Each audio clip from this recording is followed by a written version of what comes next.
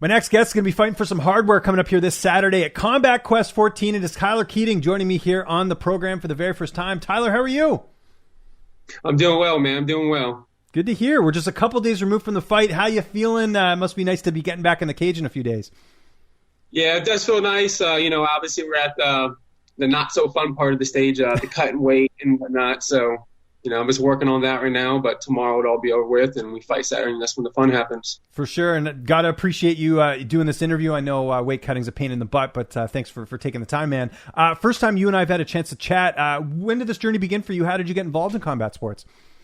Well, I always liked martial arts, and I started training December 2012. One of my teammates right now, Brandon Lewis, he opened up a gym back then when he was an amateur fighter, and one day we ran into each other at a Burger King, and he gave me a business card. I went in there and just been at it ever since. Then he shut down his gym because he was going pro, and he wanted to focus more on his. I just been following him pretty much since. Well, it's interesting because obviously it's one thing to train, and then it's another thing to think, hey, I can do this as a career, as something I want to pursue. What moment was that for you? Was that the first amateur fight, or when did you know this was something you wanted to really put a lot of effort into? I probably trained for about 6 months and did my first grappling competition, did a Naga. Went in there, freaking suplexed the guy, and just completely dominated. And I was just like, I want to do it again. I want to win. And then I started just competing more in mainly jiu-jitsu. And winning just became super addictive, where that's all I wanted to do was compete. Then I turned 18, and I think my first amateur fight was 2 days after my 18th birthday. And I went out there, got a 5-second knockout, and we just kind of rolling with it ever since. Who would you say some of your biggest influences were? You talked about Brandon, but is there anyone else that really played a role in you pursuing this career? Man, really, when I first started training, I seen Brandon, man, he was, 16, 17 years old, fighting, full-grown men. Me and him were the same age. We were a year apart. And he was out there, getting finishes in his amateur career. So I really, really looked up to him when I was, coming up, as getting ready to fight as an amateur, as, what he did when he was really young, fighting 30-year-old men and whatnot. So really looked up to him. As far as other, influences, not really. I mean, I really just fell in love with the sport and just took off with it. It didn't take me, it didn't take me no one convincing me or to keep doing it. I show up to the gym every single day. I don't need no help getting there. I do it because I love it. And, let me rephrase that a little bit. Was there any fighters you liked watching and you're like, man, I want to be like that guy or anything like that? Just watching the UFC or any other promotions? When you watch fighting, obviously everybody talks about the greats like Anderson Silva, GSP. One fighter that I always really, really liked was actually Donald Cowboy Cerrone. Obviously, age has got him and he's on a little bit of a losing streak right now. But just the fact is, he would fight 1 month and fight the next month. He was always down to fight. He would take fights no matter who he was. He didn't back down for nobody. And that's kind of where I pride myself on, when they send, my coach guys oh, you want to fight this guy? It's never a no. We don't turn down anybody. At the end of the day, if they're a tough guy, I'm going to rise to the occasion.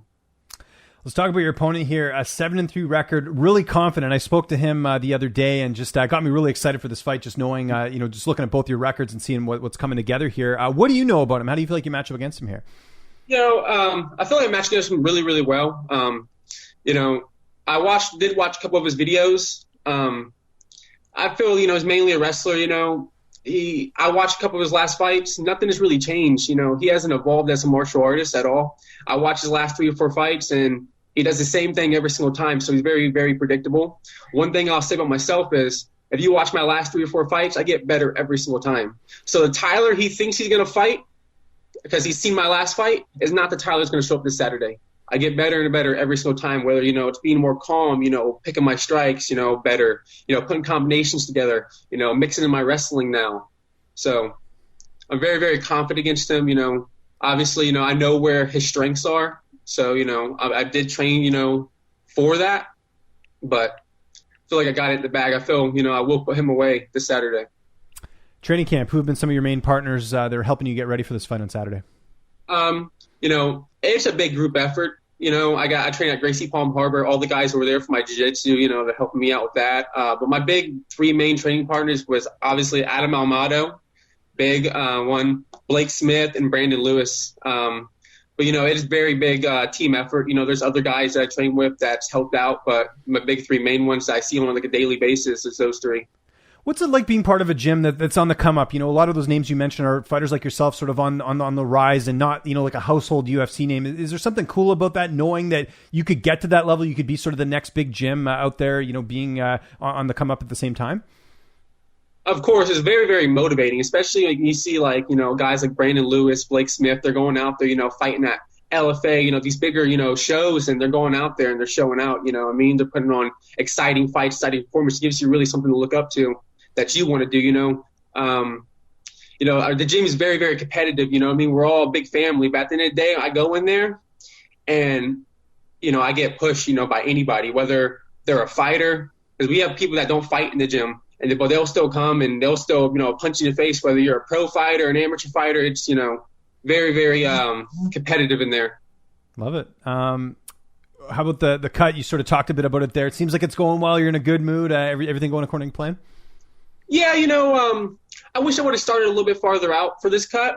But, as I said, it's all a learning process. I'm 22 years old. My body's changing. I feel like I'm still growing.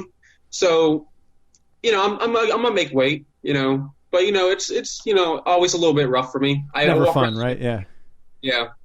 But how nice is it, though? 4th of July is after this fight, right? So at least, you get to enjoy yourself a little bit after the fight's over. Nice. Gonna take this win. Get this belt. Then enjoy 4th of July with my family. So it's going to be very, very nice. Yeah. Seemed like the perfect time. I was just going to say the timing of this event is pretty great there. Who's going to be in your corner for this fight? I got my striking coach Daniel's going to be in the corner, my jiu-jitsu coach Tony, and my wrestling coach Devin. Love it. And how's this fight playing out on Saturday? I know you feel like you're going to get your hand raised, but how do you envision it playing out? So for me or him, usually when I go in, I like to fight standing. But I've been working so much wrestling and jiu-jitsu, and I feel like it's time to show it. He's, coming in as, a wrestler. I don't feel there's any reason why I can't take him down. I don't feel there's any reason why, I can't just stand with him for 3 rounds. Obviously, I'm a finisher, man. I finished my last 4 on my 5 fights, 2 by knockout, 2 by submission. So I'm always going to be looking for the finish, but I'm not afraid to be in there for 3 rounds with him. It's only 9 minutes. This shit flies. But I do feel I'll put him away on the feet. And in terms of your record, this is a pretty big fight because obviously, 5-2 looks really good on the resume as opposed to say 4-3. So what are some of the short-term goals that you have in terms of your career? Just sort of not looking past Saturday. Well, I know this is probably one of my last amateur fights. Mm-hmm. We're going to be booking September to go pro. So that's something to really look forward to. Obviously, I want to leave off my amateur career on a good note. But at the end of the day, man, I'm just going to go in there and do my thing. I really don't think too much about it. I just go in there and fight. I feel like that's the best me that's going to come out is when I don't think about it too much. I just go in there and do it. What about outside the cage? What are some of your other interests? Are you into any other sports, or you got any other hobbies outside of fighting? I really tried other sports, and the only one I was really ever good at was fighting. Okay, no, that's good. Yeah. Sports. I just got a new 9-month-old son now, so awesome! Congrats. I work a full-time job. I train every day in the gym, so the very little time I do have, I spend it with my family. So I really don't do too much. We go on vacations and whatnot. We really enjoy doing that. But as far as anything else, my life's about training. I don't try to deviate from that path, because training is just so much part of my life, and I just want to be the best. This is what I want to do for a living. I'm not the type of guy that likes to punch a clock 9 to 5. So I want this stuff to take off for me. What do you do for work? I work at Chevrolet. I work on their light duty line. I'm the manager there. So we do anything that could like a quick service, kind of like oil changes, batteries, anything pretty much, just air filters, cabin filters, stuff like that. And I manage that department. Nice. That's cool. And is it pretty flexible with the training schedule and everything? Yes, they make it work very, very well for me. I'm off every day by 4:00, so I can go hit the gym. I live an hour away from, the gym. So I do a lot of commuting just to be able to go down to Def 4, and whatnot. Do you get discount on gas? No, I do not, unfortunately. I was going to say, you should just you could probably write that stuff off, I would think, just because it's, you need it for, I guess, your career and stuff. I don't know how the taxes work in the U.S., but. Yeah, I never really looked into it like that. I just take it as, as an expense, it's an investment into myself. Exactly. That's the way you have to look at it as well. I can't wait for this fight. It's coming up here Saturday, Combat Quest 14. Tyler, really appreciate the time, man. Anyone you want to thank, any sponsors, any social media? I'll give you the last word. I just really want to thank my coaches, man. My coaches put a lot of time into me. I'm talking about, I go to class, jiu-jitsu, this regular jiu-jitsu class, and Tony will take his time out to say, hey, guys, how about we work on this? And takes his time out to help us three out, me, Blake, and Adam. Coach Daniel, he's out Saturday, Sunday, 8 in the morning, running with us, doing sprints with us, going to our sparring sessions. I mean, they take a lot of time, especially Coach Devin, too. He trains full-time, works full-time. He still makes time to train with us on the weekends, do his regular wrestling classes with us. So all those three guys, I mean, they work really hard to get us to where we're at today. So this Saturday, I'm going to go show out for not only for me, but also for them and all their hard work they put into us.